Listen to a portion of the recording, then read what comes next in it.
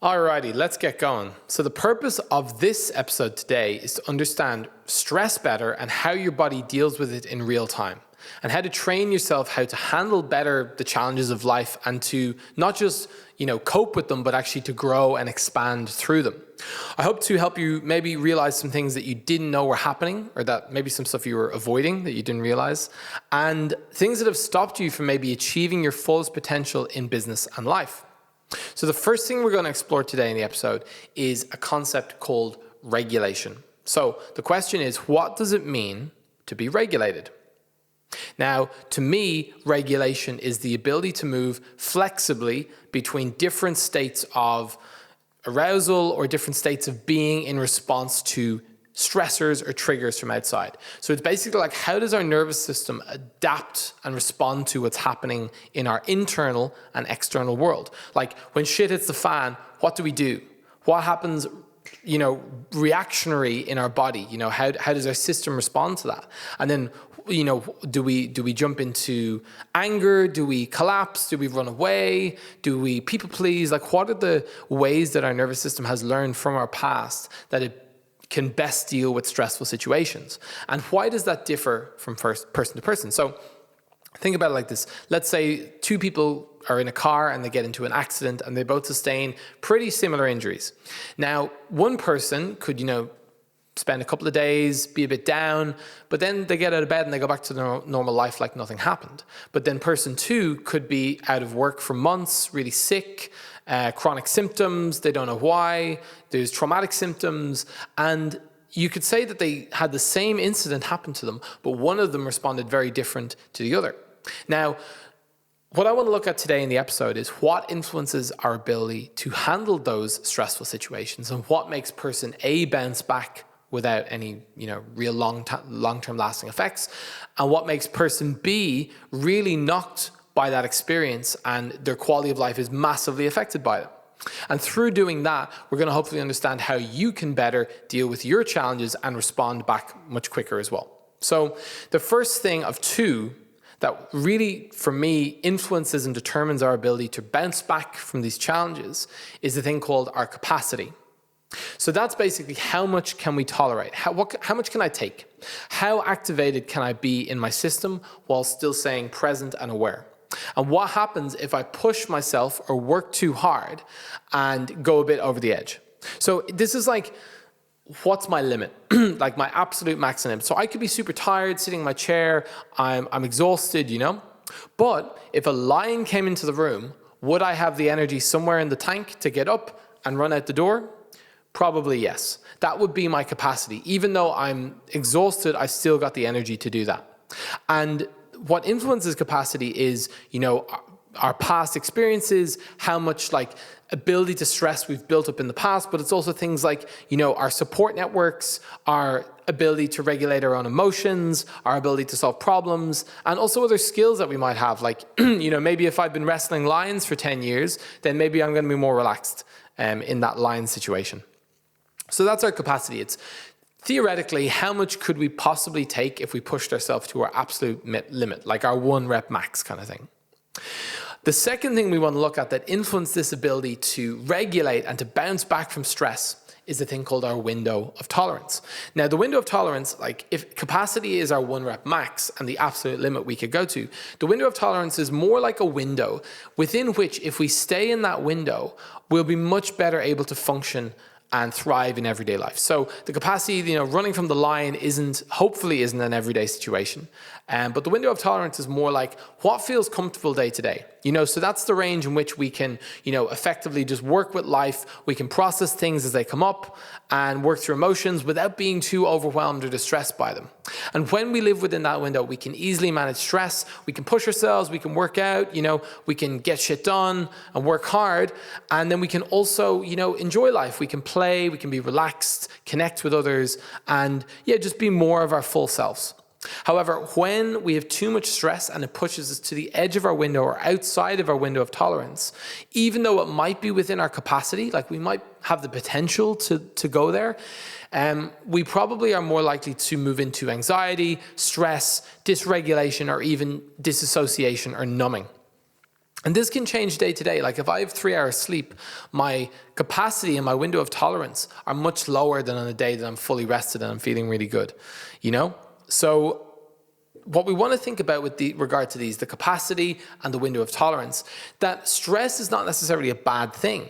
It's only living outside our window of tolerance for too long without balancing it out and coming back down into rest and relaxation and integrating that is the problem, okay? Because it's not the stress, it's the lack of balance after the stress. That's what leads to crashing, to burnout, when we can't take it anymore, when basically we've pushed ourselves like we're running from the line every single hour of every single day. And doing that for long enough, the system just doesn't have the resources to take it anymore.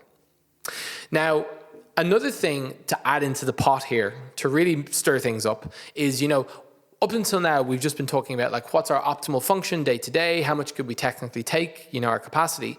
But what we want to add in the mix now is a thing called a trigger. Now, a trigger is basically something that reminds us of something that happened in the past, okay? So it happens typically below the field of awareness. So kind of like imagine walking through the forest, and you look down and you see what you think looks like a snake. And your eye catches the pattern and a long, slithery looking thing. And without thinking, your body reacts. Your knee pulls up, you take a short breath, you're activated adrenaline, okay?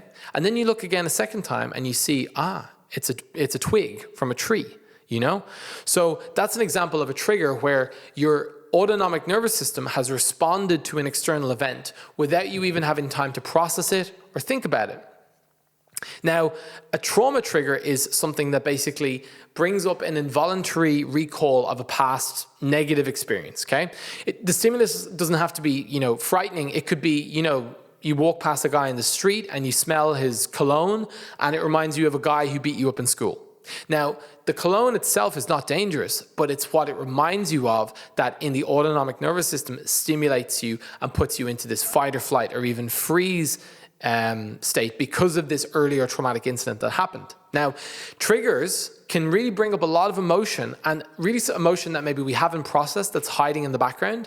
And that can be enough if, our body deems that as like really not ideal and stressful.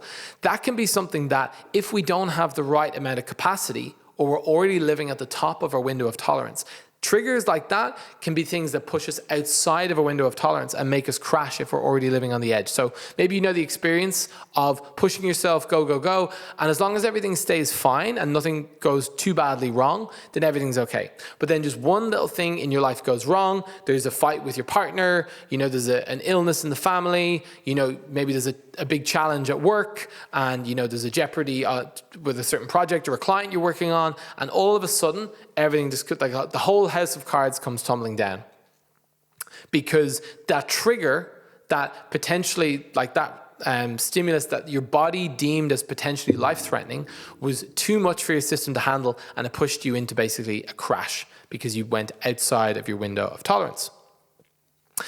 Now, that all said, we now understand a bit more about stress, and that stress is not bad, but living outside your window of tolerance is actually what's bad for too long. We want to look at why do people not take action or do certain things that they know maybe that they should do. Let's say you've got someone who wants to launch a new online course, or for instance, I had a client recently who, was ready. He had a podcast and a newsletter and all these really exciting things that he was, stoked to put out into the world, but there was a big part of him that was just resisting it, and he didn't know why, and he was procrastinating and avoiding and didn't really understand why, and it was really triggering and frustrating to him as to why he couldn't just take action on these things, and also that there was other behaviors that were taking the place of that. So the way I would explain that kind of situation, okay, for someone who is, consciously knows they should take a certain action or do a certain thing, but for some reason it's just not happening and they're avoiding it. Typically what's happening there is the subconscious mind and the body realizes or recognizes that doing this thing will bring up a trigger of a past incident. Now, in that case, it could have been something like, what if I fail? Like, what if I piss someone off by saying the wrong thing? Or what if the fact checkers come and tell me that I'm full of shit? These could all be deep hidden inner beliefs that we're holding without realizing that by taking the action that could put us in danger, it would overwhelm the body and the system.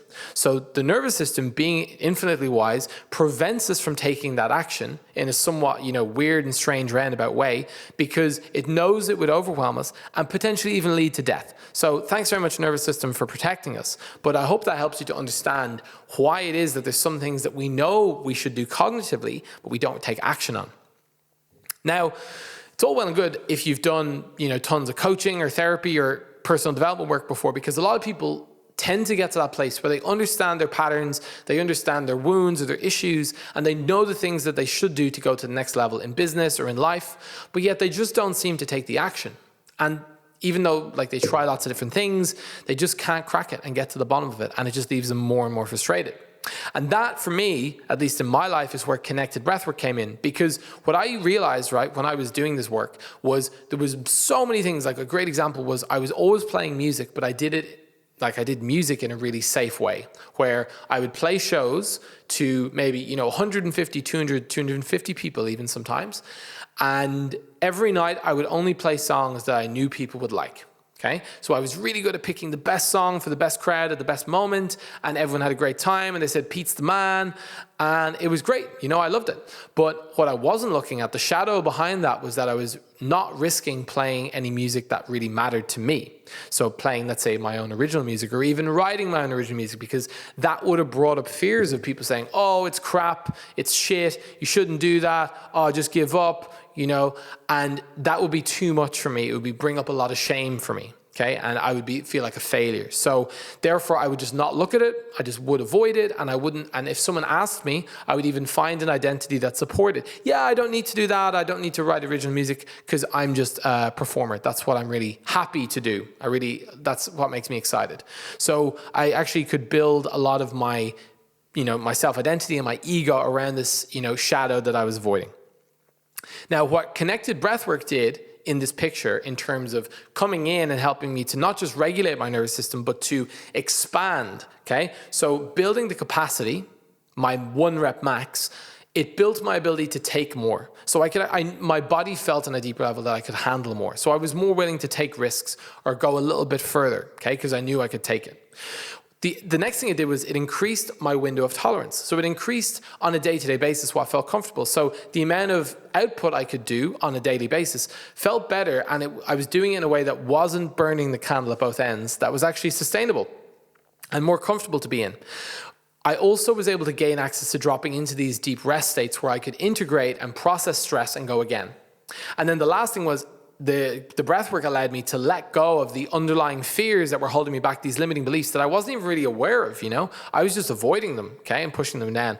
But I was able to reconnect to my power, inside what I knew to be true, which is hey, I'm a musician, I want to make my own music, and, screw all these other guys if they don't like it, kind of thing. And that ability to stand in that power and not be scared, okay, was something that I could have been doing coaching for years on that, and I could have cognitively understood I should have done it, but my body wouldn't have allowed me to do it because it still didn't feel safe. So that's where actually going back into, these deeper wounds, while also building our window of tolerance, building our capacity to deal with the stresses and the triggers of life and to better self-regulate, are the things that are going to bring you closer to taking those actions. And with that client I spoke about, after 2 or 3 sessions, it was a case of they were just the blocks and the resistance to doing the thing were just not there anymore because they had access to deeper power. They didn't mind what other people thought. They had more ability to deal with criticism because they felt more solid in themselves and more regulated in their system. So that it just was the next natural step. So to launch the podcast, to send out the newsletter, to do all these things just was the next natural step, not just for their business, but also for the evolution of them as a human and for their nervous system. So I hope all that makes sense. In the next episode, what we're going to cover is emotions. What are they? How do we deal with them?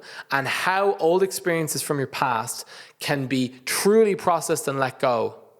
And that's something I'm always really excited to talk about. So I'm really looking forward to that one. If you've enjoyed this episode, then there's a part 1 in the series, which maybe you've listened to, called Understanding Your Nervous System. Part 3 will come in 2 weeks' time.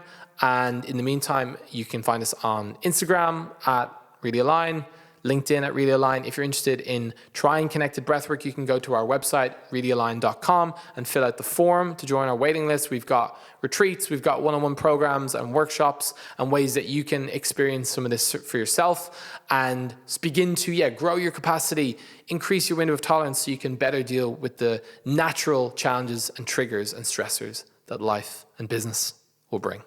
Have a wonderful day, and I'll see you in the next one.